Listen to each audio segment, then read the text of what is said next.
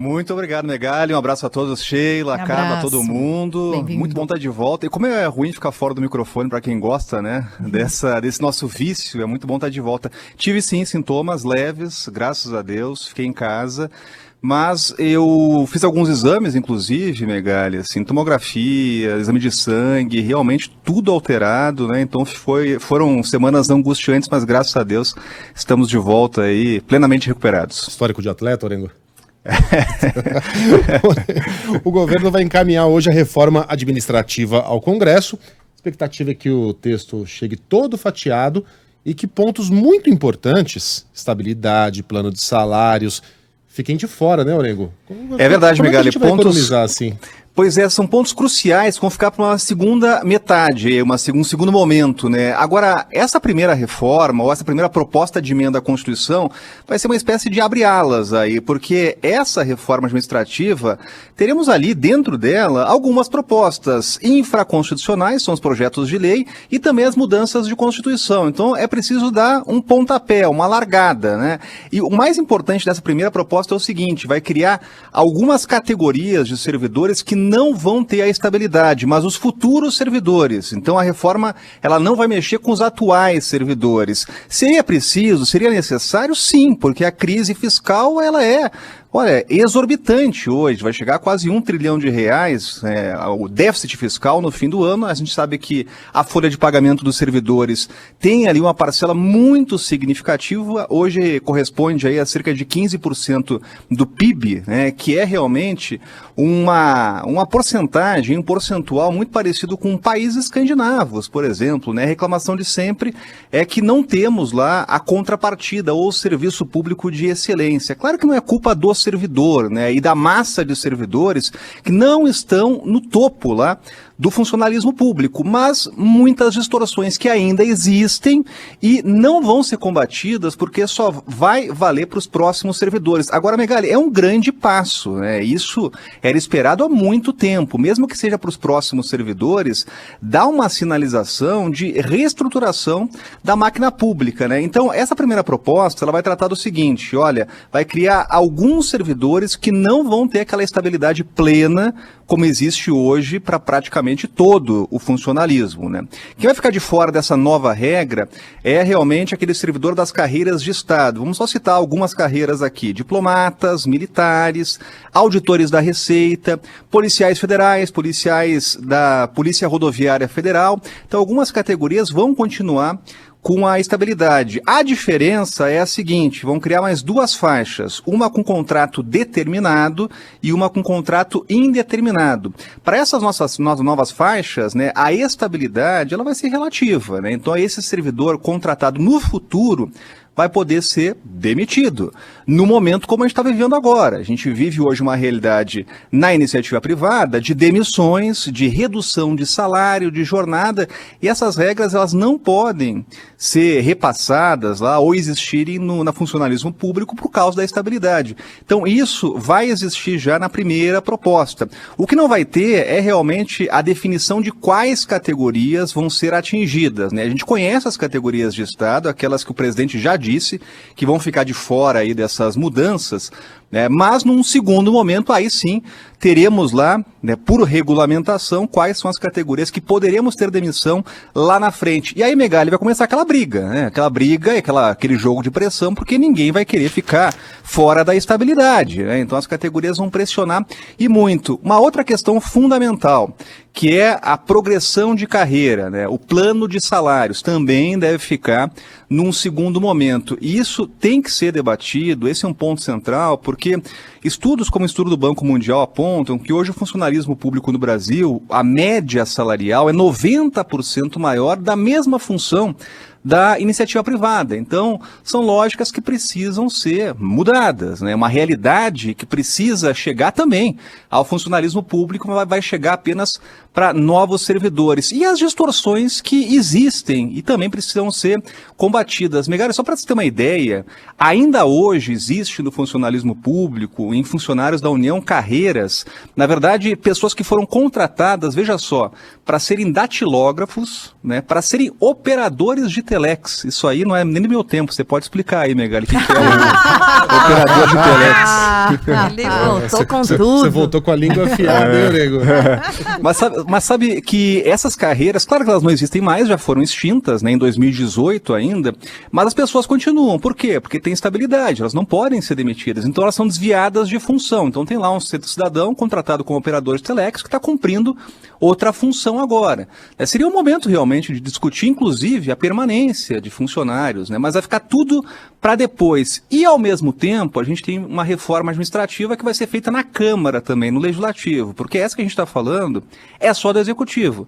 Não envolve municípios, governos de Estado, também Legislativo e Judiciário. E vai começar outra agora, da Câmara dos Deputados, tem a expectativa aí, inclusive, de exclusão de cerca de 1.000 servidores, já estão ali perto de se aposentar, redução de algumas faixas também, e inclusive na Câmara, a mudança de planos de salário, né? Porque tem uma lógica que inclusive já foi muito criticada pelo atual presidente da Câmara, que é a seguinte: o cidadão ele entra no serviço público, na Câmara, em funções como assessoramento, consultoria, e aí ele já entra com um salário altíssimo, então o caminho para chegar ao teto do funcionalismo público, ele é muito curto, né? Precisa alongar essa carreira, é isso que querem fazer na Câmara dos Deputados. Só para citar mais uma distorção, é que a gente sempre... São questões simbólicas que a gente vê no dia a dia aqui em Brasília. Você chega lá no Congresso Nacional, Megali, chega lá na chapelaria, que é onde os parlamentares entram, e tem lá um elevador, que tem 2 andares. E aí tem um cidadão lá, que, claro que não é culpa dele, está fazendo lá, cumprindo uma questão honrosa lá, né? Mas assim, precisa ter um ascensorista para 2 andares? Essa é a grande discussão. Ele já é terceirizado. No passado, já foi um cargo público, uma função pública lá, ascensorista, né?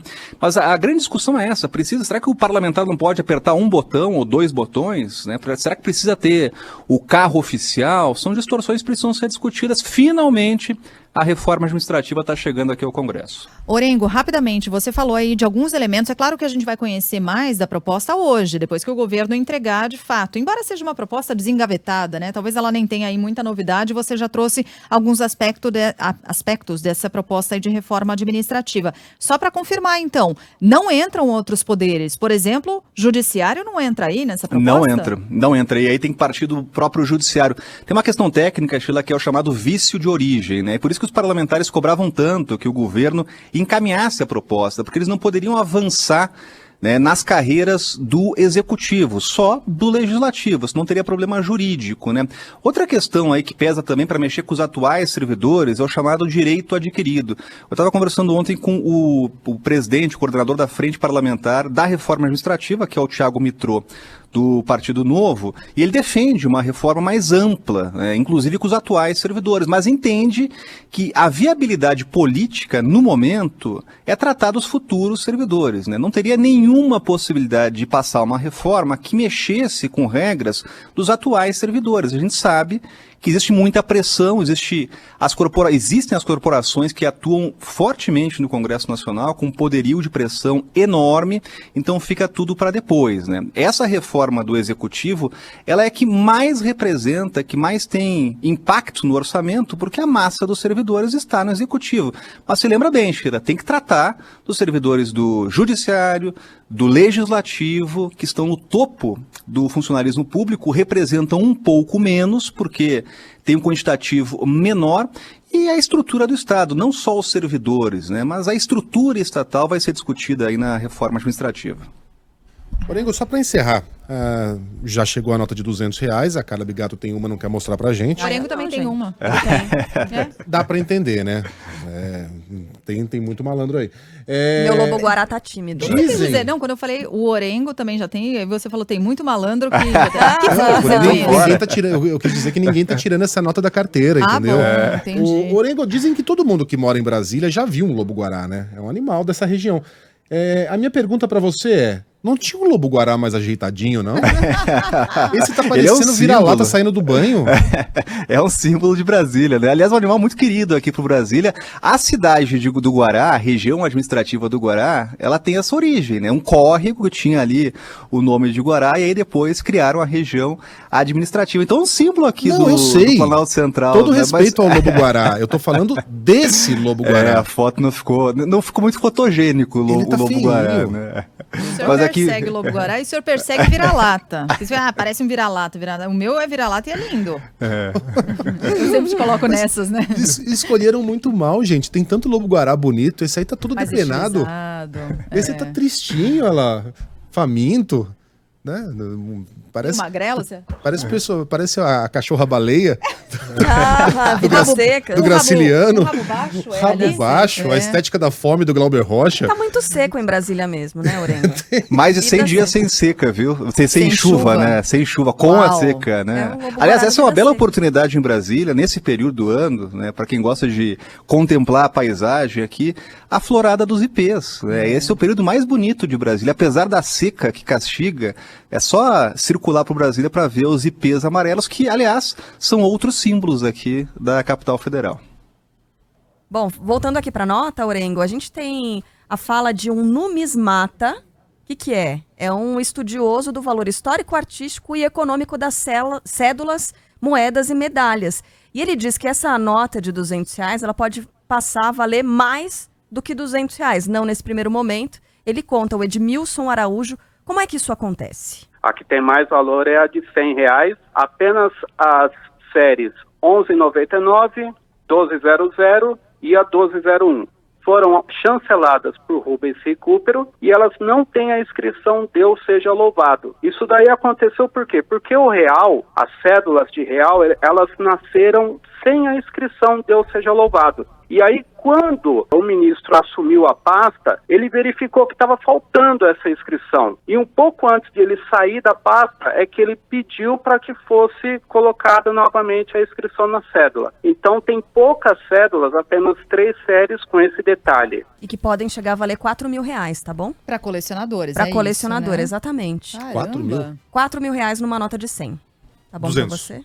De 100. Não, de 100, Nesse de 100. caso é de 100. É que é uma série específica de R$100. E aí, a de 200 certamente vai ultrapassar esse valor.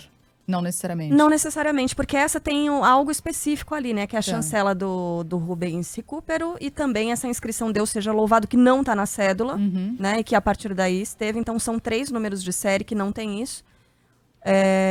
11... Não. 1200, 1201 e 1199. E aquela que tá no bolso do Rodrigo Orengo, certamente vai valer mais do que R$4.000 muito em breve. Né? Deixar Afinal, guardadinho aqui. esteve com o Rodrigo Orengo. É isso. Esse lobo-guará é a cara de 2020. Beijo pra você, Orengo. Bem-vindo de volta Valeu, até amanhã. mais. Valeu, Abraço. até.